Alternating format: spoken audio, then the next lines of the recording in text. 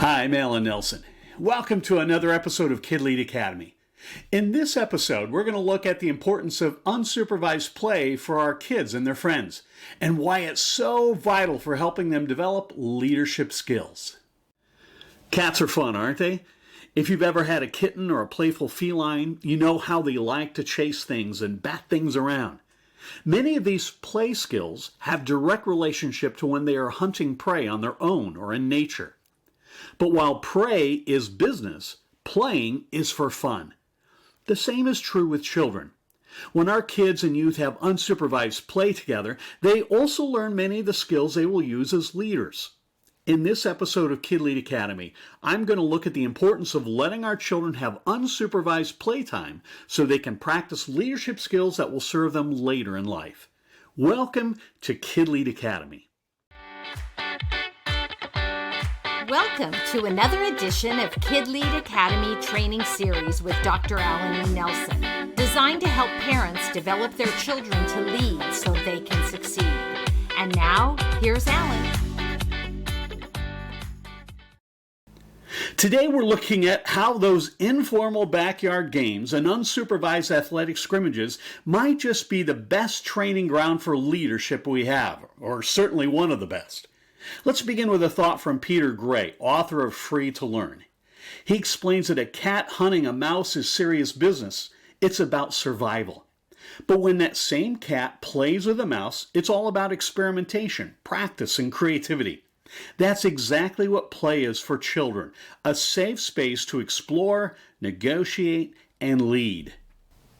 Today, I'll share some research, expert quotes, and practical tips on why unstructured play is vital for developing the leaders of tomorrow. You might never look at recess the same way again. So first, let's look at why play matters for leadership development. Play is not just fun. It's an essential learning lab for leadership. Children's play offers an opportunity to experiment with leadership in ways that are both low risk and high reward. Consider this. On the playground, who decides the rules of the game? Who mediates when there's a disagreement? These moments teach children negotiation, problem solving, and how to adapt to changing dynamics. These are all hallmarks and skills of great leadership. A study published in Developmental Psychology found that children who engage in more unstructured play demonstrate higher levels of social problem solving and collaborative skills. According to a report by the American Academy of Pediatrics, free play enhances emotional regulation, creativity, and the ability to work with peers, all of which are critical for leadership. Here's an additional statistic.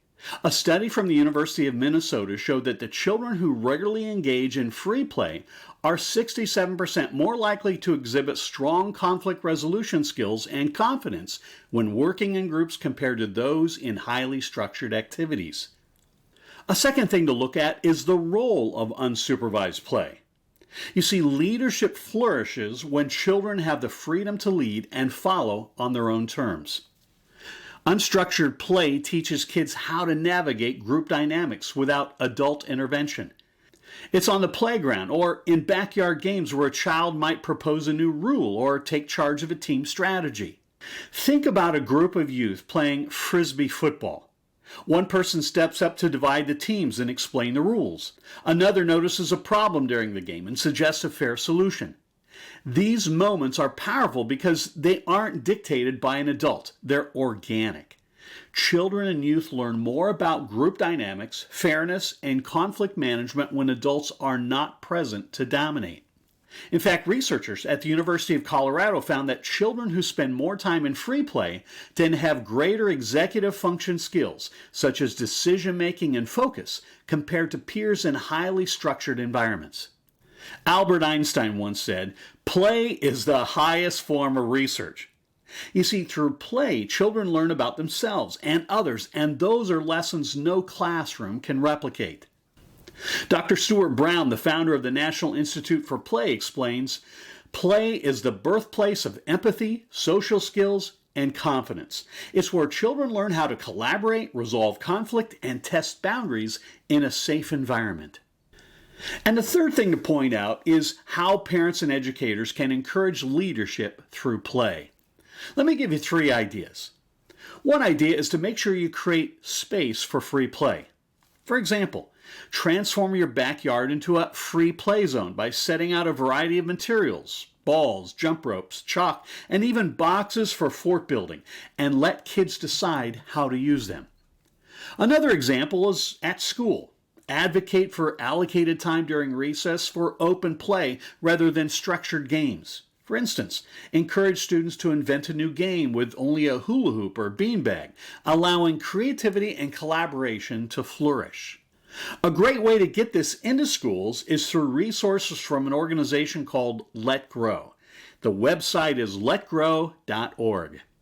Here's a second idea. Limit overscheduling. For example, instead of enrolling your child in multiple extracurricular activities, designate 1 or 2 afternoons each week simply for unstructured neighborhood play with friends. Another example is that during family gatherings, resist planning every minute with organized activities. Instead, encourage children to explore, create their own games, or engage in pretend play with their cousins or siblings. And the third idea is to encourage problem solving by stepping back.